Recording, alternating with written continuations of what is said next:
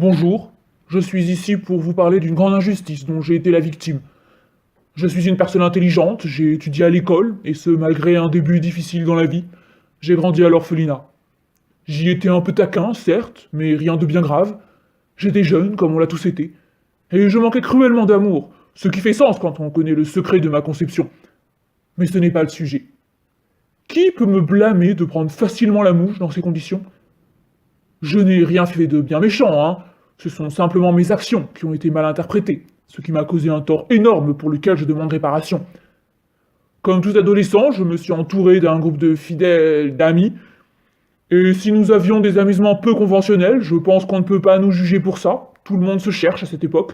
On expérimente, on fait la fête, on boit, on crée des horcruxes. Les années formatives, quoi. Puis un jour, une personne m'a rapporté une prophétie. Maintenant que j'y pense, j'aurais sans doute dû me méfier. La divination, c'est pas super fiable.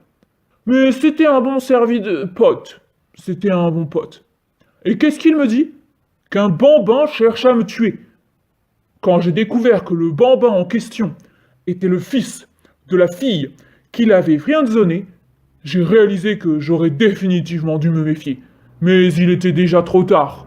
Certes, aller confronter le marmot à l'heure du coucher n'était pas forcément ma meilleure décision, mais de là à me pulvériser, vous ne pensez pas que c'est allé un peu fort? Et le pire, c'est que quand j'ai enfin retrouvé mon corps des années plus tard, j'ai découvert qu'il m'avait volé mon nez. Littéralement. Oui, oui.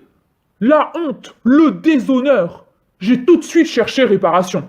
Avec deux, trois copains, on est allé voir le gosse. Il était d'une arrogance.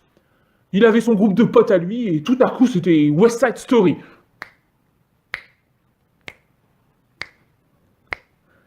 Alors que j'étais clairement dans un cas de légitime défense. Mais le gosse était visiblement toujours fâché d'avoir été dérangé à l'heure du coucher, car je vous le donne en mille, il m'a pulvérisé.